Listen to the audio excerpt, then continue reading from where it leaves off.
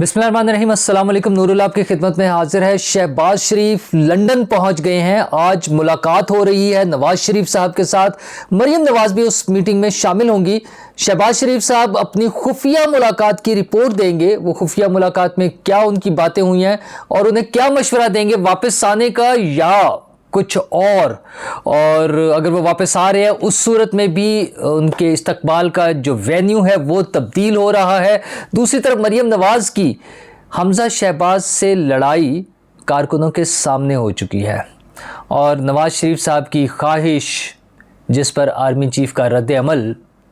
क्या है ये तो मैं आपको बताऊंगा, लेकिन उससे पहले आपको बताऊं कि काजी फाइज ईसा साहब की सरबराही में सुप्रीम कोर्ट ने काम शुरू कर दिया है और ज़बरदस्त तरीके से काम शुरू कर दिया है। मतलब 3 दिन में कुछ 150 के करीब मुकदमात का निपटाए जाना, जिसमें काजी साहब के अपने भी जो बेंच है उसके मुकदमात की तादाद अच्छी है, बाकी भी सब लोगों के जितने भी बेंच हैं वो स्पीडी वर्क जो शुरू हो गया है वो तो मुझे तो जिस तरह से हुकूमती सतह पर पहले शहबाज स्पीड की बात होती थी, फिर शहबाज शरीफ साहब ने मोहसिन स्पीड की बात की, मोहसिन नकवी साहब। अब मोहसिन नकवी साहब से याद आया, मोहसिन नकवी साहब आपको पता है चाइना में हैं, वैसे वो आज वापस आ जाएंगे। वो क्या मार कर आए हैं, क्या उन्होंने कारनामे सर अंजाम दिए हैं, ये बातें फौरी सामने नहीं आती। कुछ दिन बाद इसमें थोड़ा सा वक्त लगता है कि वो क्या क्या काम कर रहे थे, वो उसकी असल कहानी कुछ दिन बाद आती है। बहरहाल वो अपनी टीम के साथ चाइना में मौजूद हैं। मुलाकात नहीं हो सकी उनसे वैसे, लेकिन मेरी वो जो जिन मुलाकातों के लिए वो गए थे वो तो हो रही हैं। खैर मैं भी सैर करता फिर रहा हूँ और लेकिन यह है कि हाँ, मैं बात कर रहा था मोहसिन स्पीड की। उसी तरह से काजी साहब के दौर शुरू होते ही सुप्रीम कोर्ट के चीफ जस्टिस के तौर पे सुप्रीम कोर्ट की स्पीड बढ़ गई है और अब हमें उम्मीद है कि वो जो एक 50,000 से ज़्यादा केसेस का एक ढेर लगा हुआ है सुप्रीम कोर्ट में और इसी तरह से हाई कोर्ट्स में और लोअर कोर्ट्स में शायद लाखों में वो मुकदमात हैं जो पेंडिंग पड़े हुए हैं और लोगों की कई जनरेशन्स इस इंतज़ार में इस दुनिया से गुजर जाती हैं और उनके मुकदमात का फ़ैसला नहीं होता। काजी साहब की मिसाल सामने आने के बाद हमें उम्मीद रखनी चाहिए कि सुप्रीम कोर्ट के बाद हाई कोर्ट्स और लोअर जुडिशरी में भी इस स्पीड का इम्पैक्ट नज़र आएगा और बाकी जजेस भी अपने जो फैसले हैं वो स्पीडी फैसले, ज़रा वक्त के साथ फैसले करेंगे। स्पीडी डजंट मीन कि कोई ऐसा हेस्ट में हो जो जिसमें कानूनी तकाज़े पूरे ना हो सके, लेकिन कानूनी तकाज़े पूरे करने के लिए भी विल की ज़रूरत होती है, एक ख्वाहिश की, एक सोच की, एक प्लान की कि ये मुकदमात ख़त्म करने हैं। हाँ, अगर सियासी चीज़ें हों कि हॉस्पिटल पे छापे मार के शराब की बोतलें पकड़नी हैं या एयरपोर्ट पे जाती हुई एक्ट्रेस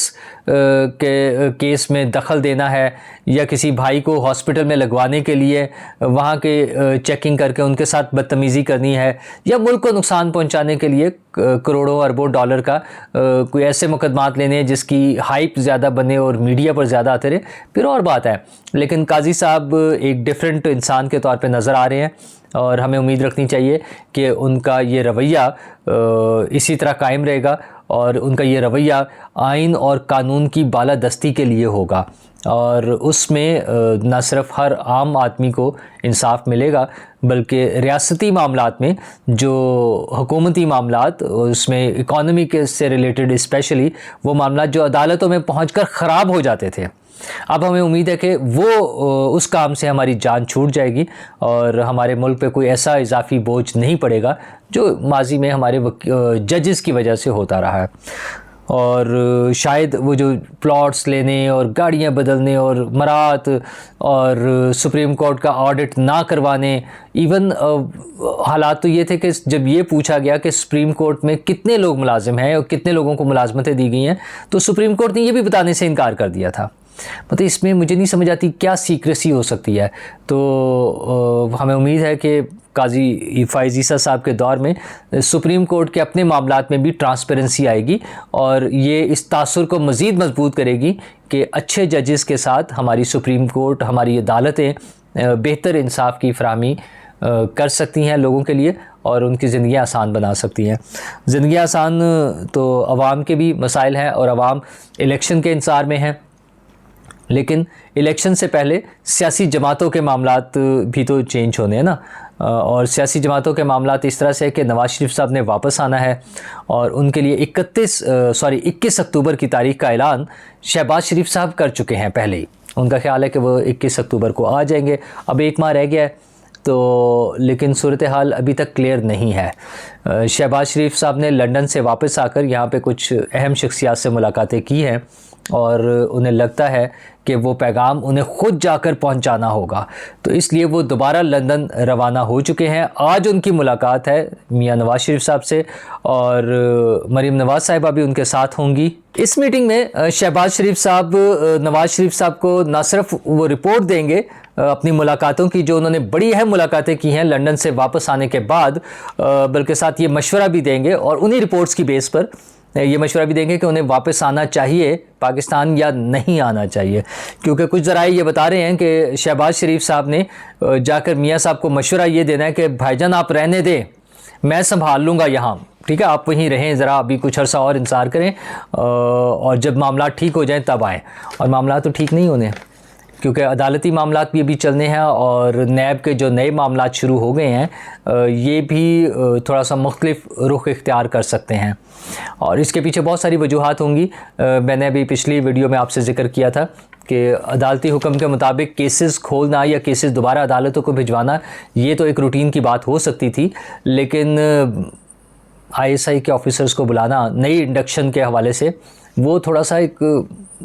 ज़रा ना परेशानी वाली बात है सियासतदानों के लिए। तो नवाज़ शरीफ साहब के लिए भी परेशानी की बात है। नवाज़ शरीफ साहब के लिए तो परेशानी की बात ये भी है कि उनकी साहबजादी हमज़ा शहबाज के साथ बराह रास्त लड़ने पर उतर आई हैं।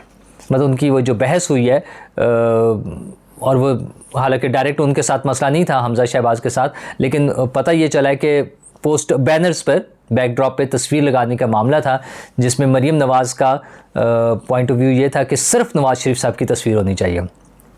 और नवाज़ शरीफ साहब का कहना ये था कि शहबाज शरीफ साहब भी साथ होने चाहिए और इस बात पे थोड़ी सी बहस हुई जो ज़ाहिर है हमज़ा शहबाज को अच्छी नहीं लगी और ये अल्टीमेटली इश्यूज़ बनने हैं।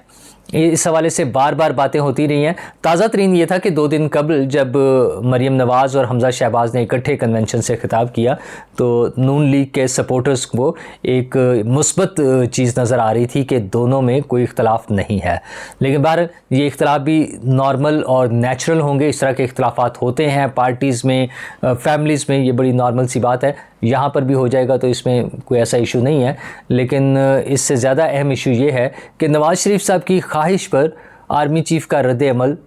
का पता चल रहा है रिपोर्ट्स के ज़रिए। नवाज़ शरीफ साहब की ख्वाहिश ये है कि जनरल बाजवा और जनरल फैज़ हमीद दोनों को गिरफ़्तार किया जाए।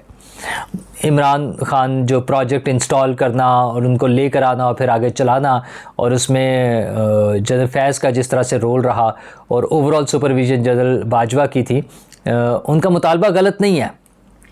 उन्होंने, आपको याद होगा गुजरांवाला से ये बात शुरू हुई थी, उसके बाद फिर मसाइल बने, उनकी तकरीर बड़ी मुद्दत तक नहीं आती थी, पर हालात तब्दील होते रहे। अब बज़ाहिर तो हालात ऐसे हैं कि चीज़ें नवाज़ शरीफ साहब की फेवर में जा रही हैं, चीज़ें नवाज़ शरीफ साहब के कंट्रोल में हैं, लेकिन ये मुतालबा शायद ज़्यादा बड़ा है जिसके हवाले से असद तूर साहब और कुछ और सहाफ़ियों ने ये बताया है कि आर्मी चीफ़ ने इस हवाले से साफ इनकार कर दिया है और उन्होंने तो खैर ज़्यादा सख्त अल्फाज में किया है शायद, लेकिन उनका कहना यह है कि ये मुमकिन नहीं है, ऐसा नहीं हो सकता। और दोनों के बारे में जनरल बाजवा भी और जनरल फैज़ हमीद भी, पहले भी यही ख्याल किया जा रहा था कि अगर जनरल बाजवा को भी पकड़ने की बात होगी तो शायद मामला खटाई में पड़ जाएगा, सिर्फ जनरल फैज़ की बात होती तो शायद इस पे कार्रवाई का इम्कान था। और इस हवाले से काफ़ी सारी जो पेपर वर्क और लीगल ओपिनियन लेना और इस तरह की चीज़ें ख़बरों के मुताबिक पहले से चल रही थी, उनका अंडर ऑब्जर्वेशन होना, ये सारी बातें हम पहले बहुत मरतबा हो चुकी हैं, मुख्तलिफ ज़राए से ये पता चलती रही हैं। तो अगर बात सिर्फ जनरल बाजवा तक होती, जनरल फैज़ हमीद तक होती तो शायद इसमें कुछ पेशरफ्त हो जाती, लेकिन नवाज़ शरीफ साहब की ज़िद कि जनरल फैज़ हमीद और जनरल बाजवा दोनों को पकड़ा जाए, तो उस पर अब ये ख़बरें मिल रही हैं कि उनकी ये ख्वाहिश नहीं तस्लीम की जा रही है। अगरचे उनकी बहुत सी बातें मानी जा रही हैं सिस्टम में और जिस तरह से चीज़ें चल रही हैं वो नून लीग के हक़ में है, लेकिन क्या नून लीग के हक़ में होने वाली चीज़ें नवाज़ शरीफ साहब की वापसी को यकीनी बना सकेंगी? अभी तक इस पर एक बड़ा सवालिया निशान है। खुद पार्टी ने उनके इस्तकबालिया प्रोग्राम को तब्दील किया है। अब उनका इस्तकबाल, अगर वो आते हैं 21 अक्टूबर को, तो उनका इस्तकबाल एयरपोर्ट की बजाय बराह रास्त मीनार पाकिस्तान पर ही होगा। मतलब वहीं पर जलसा जो भी होगा, लोगों को खिताब करें, वो जब मियाँ साहब खिताब करेंगे तो लोग वहीं पर आएंगे।